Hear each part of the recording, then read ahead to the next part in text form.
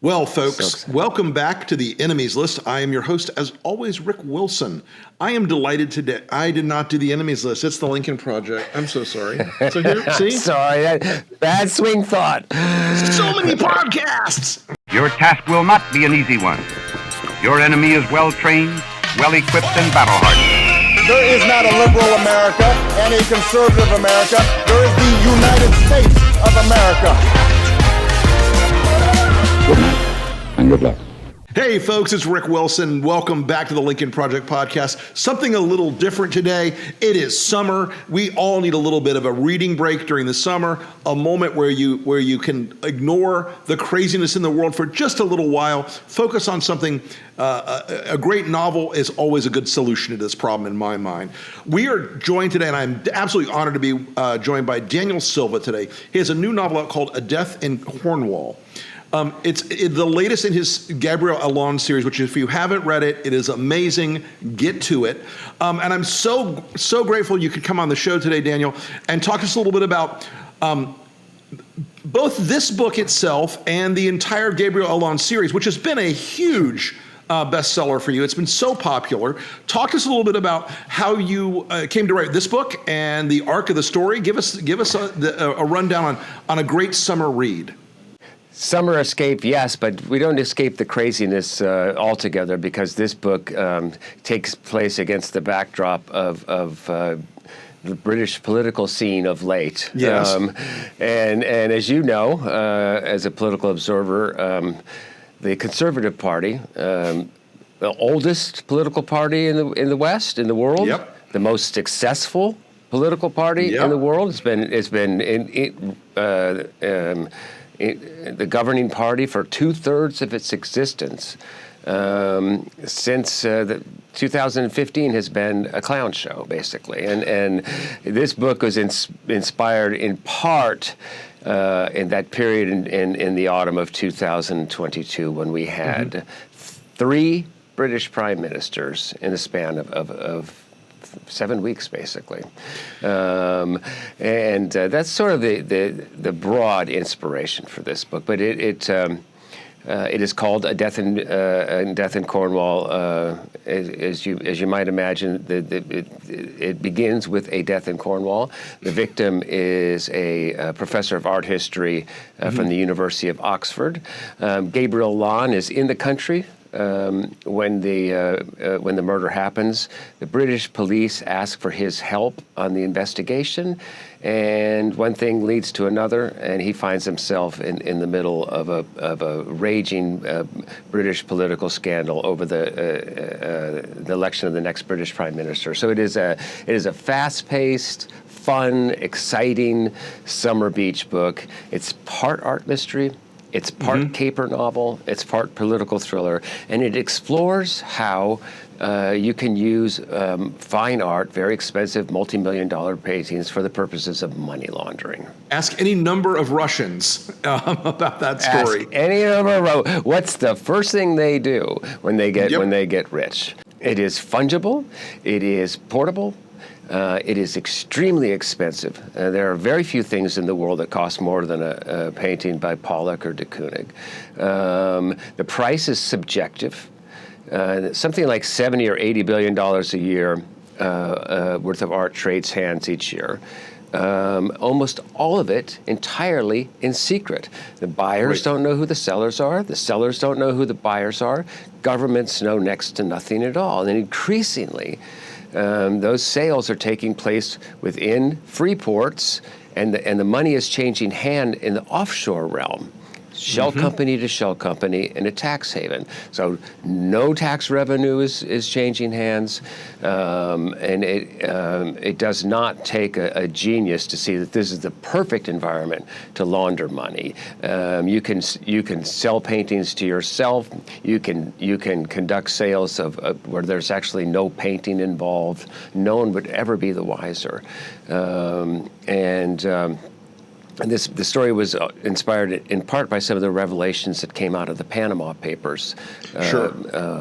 That it's a little known facet of the Panama Papers, but the degree to which big dealers and big collectors own all of their stuff with through offshore companies, and you can't even actually identify unless you get a leak like the Panama Papers, for example, where you can attach the name of the beneficial owner to the name of the shell company. I love the skullduggery of the art world. It's just so much fun to write about. It is a fascinating sort of undercurrent. Scott Galloway referred one time recently to England today as sort of a Butler economy, where that's a great term. In the post-Brexit world, particularly, they're a tourism and services economy, not the nation Britain once was. Part of the Butler economy is that London, and people don't really quite realize this, but London is the money laundering capital of the world now.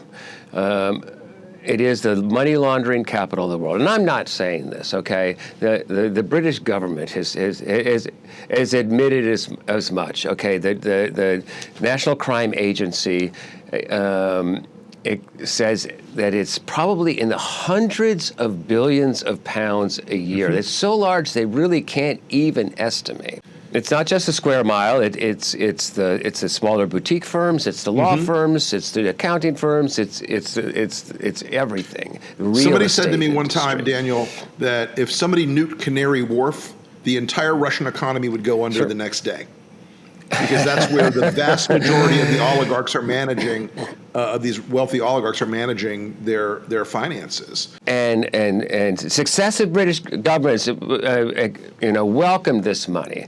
But you probably remember the famous Russia report in 2021, and it was a parliamentary report that said that Vladimir Putin and the Kremlin and Russian intelligence services deliberately used Russian money as a weapon to undermine, corrode, and wreck the British financial sector and the British and the British political system. And look, there's been there's a number of reasons why the Tories are out in historic fashion. But one of the reasons why is this stink of scandal that's been hanging over the party for a long, long time. Oh, yeah. And I wonder, I think it's fair to ask, I don't want to sound conspiratorial, but I think it's fair to ask whether the actions of the Russians and the kinds of things that they were doing played any role in the destruction. That's not quite the destruction, but the electoral annihilation that the Tories just suffered. They have really, really become a train wreck of a party. And then I don't know how much of the book you had a chance to read, but that is a theme that I explore. The second part of your thing, this global super rich, this secrecy world, as Jake Bernstein, the Pulitzer Prize winning journalist, calls this river, this torrent, this geyser of secret cash that's flowing around the world. I think it's probably a little higher right now, but the figure of wealth in private hands that I used in the end note of this book was $454 trillion in private wealth in the world. Probably 10% of that is offshore, hidden. Right. And you're talking about the global super rich. They don't feel like they belong to any country anymore. They certainly don't want to pay any taxes to any country. Right. And we have created a global oligarchy that includes many autocrats, many kleptocrats, and their various and sundry hangers-on and members of their immediate circle. And Anne Applebaum has a book out in a couple of weeks, Autocracy, Inc. I use the term kleptopia. I'm interviewing her, I think, in a week. Yeah. Oh, well, please give her my best. To jump back into the story for a second, you've got Gabriel Allon, who is a rich character you've developed now over. Is this the 24th novel in the series? So tell us a little bit about about Gabriel Allon as a character, and as a writer, I'm fascinated with characters that can run over a long arc. Tell us a little bit about the Gabriel Allon backstory and the role he plays in this story. The funny thing about Gabriel Allon is he was only supposed to appear in one book and one book only, and I created such a good character that made that impossible. But he is he's born in Israel. To a family of German Jews. His grandfather was a German expressionist painter, a close friend and confidant of Beckmann and of that school of the German expressionists. Sure. He was murdered in the Holocaust. His mother is an extraordinary painter. So he comes by it in his genes. So Gabriel was supposed to be a painter. But he grew up speaking his first language is German. He grew up, he's born in a German-speaking household. So he was recruited by Israeli intelligence. And he really lost the ability to paint satisfactory original work. And they trained him to be an art restorer. He went and he learned how to speak Italian. He went and studied the craft of restoration. So for most of his career, he's living undercover in the West under an assumed identity and working as an art restorer. That was his cover job.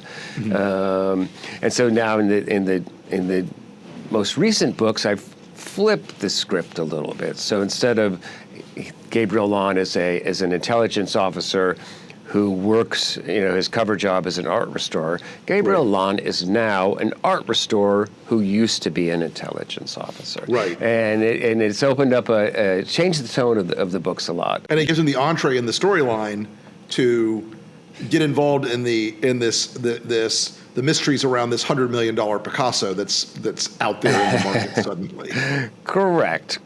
So the murder that he's investigating, it involves a $100 million plus Picasso and its whereabouts. And without giving too much away, the painting is owned by a very dirty law firm that helps kleptocrats and criminals and the super rich hide their wealth and launder their wealth using art.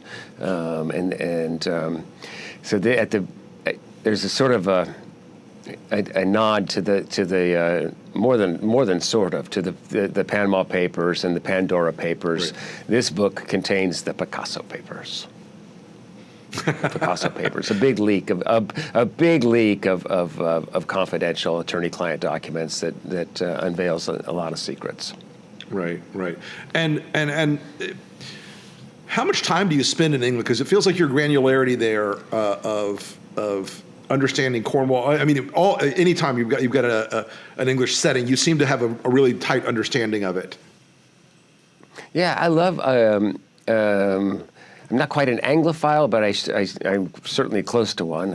I've studied British history, spent a lot of time in England.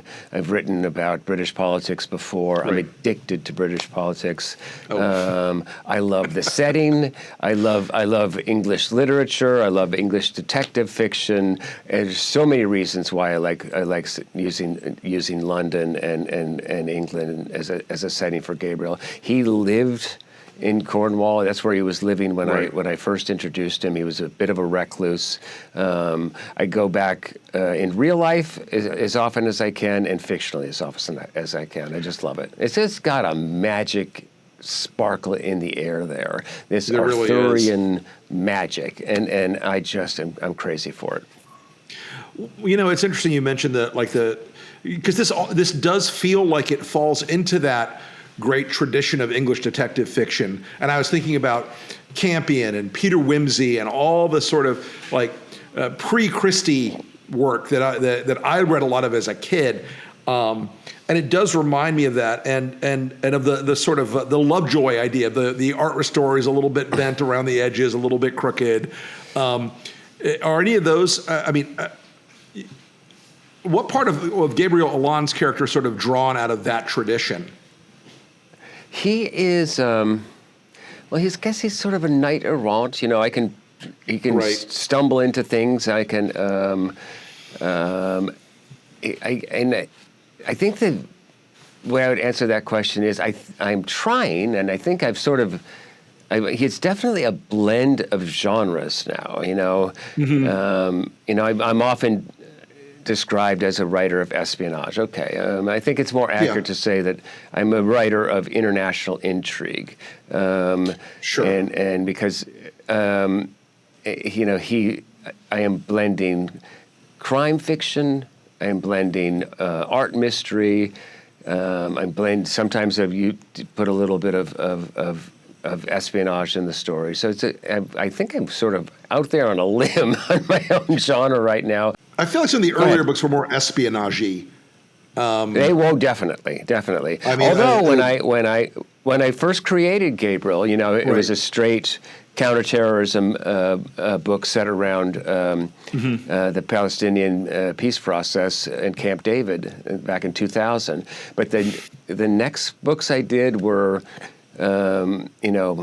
I did a book about art looting and the Nazis, and then I did a book about the Vatican's conduct during the Holocaust and Pope Pius XII. So it really wasn't until I let Gabriel get drawn in, and it was a big decision on my part because I let him get drawn into the global war on terrorism, and that's when the series became much more overtly intelligence related. And so he did a lot of counterterrorism operations. And I'm also proud to say that I think that I was way ahead of the curve on Russia. I got for sure. Putinism and Russia and the threat that it posed absolutely correct. And I was horrified to see an invasion of Ukraine. And frankly, I didn't dream that he would ever do something so reckless and awful. But not terribly surprised by it. And I'm afraid there's a preview of coming attractions. But the interesting thing is now a lot of my Republican readers think that Vladimir Putin's an okay guy now. It is a remarkable thing to see that the party that I came up in, I was in that last generation of young Cold Warriors at the Defense Department from 89 to 93 into the Cold War, the whole wrap up. It's remarkable to me to see people who now think that Vladimir Putin is somehow representative of Christian American values in some weird, perverse way when he is the least. He is the polar opposite of all those things. He's anathema to all those things. I just find it, that is an endless puzzle to me that doesn't seem organic. It never has seemed organic. And, everybody from Donald Trump down in the Republican ecosystem now seems very willing to let Putin have his way. And I don't think they realize the depth to which Russian corruption is an endemic problem across the whole of Europe, not just England. It's an endemic problem everywhere in Europe. And anywhere that there's a marginally higher quality of life than there is in Russia and a marginally more secure quality of life than there is in Russia, they're going to go there and they're going to try to shove this money that came in the post-Cold War era that they all got through various chicanery and ill-gotten methods into a tiny sliver of the economy so they can live a lifestyle that is astoundingly far away from what most people in their home or their adopted countries could live. One of the things that I did when I was writing a book called Moscow Rules a few years ago is spend a lot of time with that sliver of Russians in France. Sure. I was in Courchevel in the ski season, Saint-Tropez in the summer. Oh my goodness. That is hard research, my friend. I have to write I know, but to see the debauchery and the excess up close. Oh yeah. And It's funny because you look around Mayfair in London, and there are hundreds of homes that are never lit, that are never used, that are never occupied, except maybe a couple weeks a year. And there's a lot of these Russians on that circuit. They go to Miami, they go to Saint-Tropez, they go to Cannes, they go to Monaco, they go back to they go to Aspen, they go back to London, they go wherever the beautiful thing is at that moment. They go there and then and continue on. Right. It's a British friend of mine. He's like they're like locusts. They eat up property. They eat up everything, and then it's not used again. It's sort of these hollow shells, because a lot of them are doing it for investments. So this happens in Miami too. I mean, there are these gigantic condo towers all in downtown Miami that are occasionally used when a Russian girlfriend has to have a baby in the U.S. And other than that, they're just parking money. They're just washing this ocean of dirty Russian money. And I'm a Floridian as well, and you probably know this off the top of your head, but the percentage of all cash sales that we have in the state of Florida. Oh, it's in terms of real estate, in Broward, there should be in Broward and Dade County. It's about 60% of all deals are closed, all cash. I think that's 60%. Is it? I was going to say 60 to 7, and that is taking criminal money that's been earned through criminal conduct or corruption, and right, especially when it's owned by an LLC banking in the Cook Islands. There you go.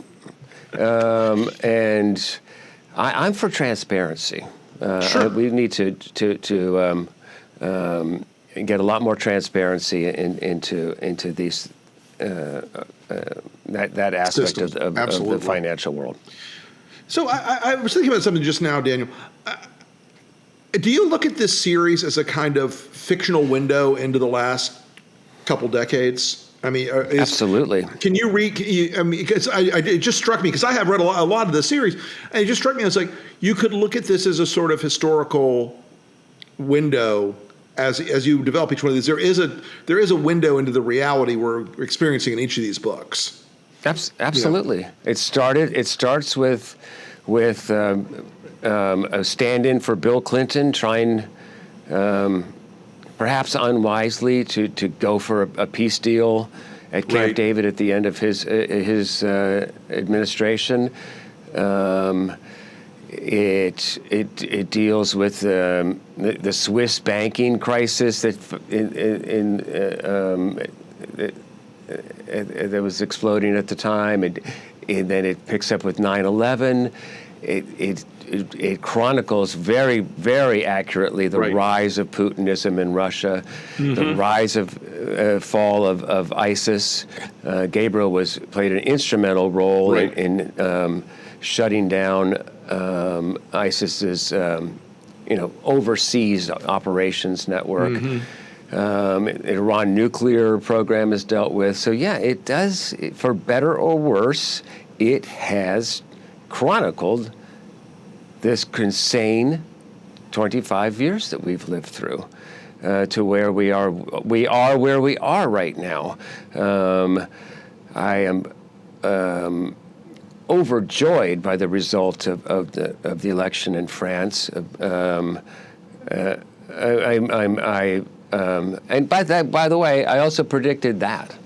I foretold the rise of Christian nationalism, and whether it's Christian nationalism here in America or in Western Europe, or I would define it as the link between doctrinaire Christianity and hard right authoritarian politics. It's a weird marriage, but it's a marriage. But it's as old as. Sure. The same thing happened in the 1930s. 100%. So if you want to get a slightly different perspective on the first part of this crazy millennium that we're living through, the Gabriel Allon series does that. Yeah, I think that's exactly right. It just struck me. The other thing I was just thinking about while you were saying that, and folks, Daniel and I are just going to be book nerds for a few more minutes here. It also kind of reminded me. I just reread the Patrick O'Brian Aubrey, the whole series. It also kind of reminded me of that, where Gabriel's got a crew. Gabriel's got people around him. So these other players that are in and out of your various novels, they've also become a sort of the fabric. He's not a lone wolf. He's not out there just. This isn't like a Quiller type figure. He is out there with a team of people who are all sort of allies, interested, in and out of his whole career. And that it struck me that's sort of the Patrick O'Brian thing. You would see people come back 3 or 4 novels, you'd hear them in one and they'd come back in another, and they'd in and out of the storylines. Yeah, the crew that he assembles in this one includes a guy who once tried to kill him, a woman who's probably the world's most famous violinist. They were lovers a long time ago. A professional assassin, professional thieves, 2 professional thieves. There's a lot of skullduggery and it's a little bit of a heist that takes place in this novel. And so, one of the things that's great about Gabriel is that he's, comfortable hanging out at a cocktail party on the museum circuit, but he's equally comfortable in the company of criminals. And I try to explain to people, when you're an undercover intelligence operative, you are living as a criminal. I mean, Sure. Gabriel spent his life carrying false passports, carrying a gun, committing crimes in other countries. And so he's just very comfortable in the criminal element, and so I give my criminals a light touch. There's not a lot of nasty, awful violence in my books, and a lot of humor, and so he assembles quite a oddball team for this novel. It's a lot of fun. I love that. It is a fun novel, folks. The Daniel Silva, the entire Gabriel Allon series is well worth reading. But this tomorrow, the day we're recording this, on the 9th of July, the new one, A Death in Cornwall, is available everywhere fine books are sold. Daniel Silva, I want to thank you so much for coming on the Lincoln Project podcast. And folks, I hope you enjoyed us taking a day where you can have a little bit of summer, a little bit of a distraction from the chaos around us, because it's all coming back in on the next episode. Thanks again.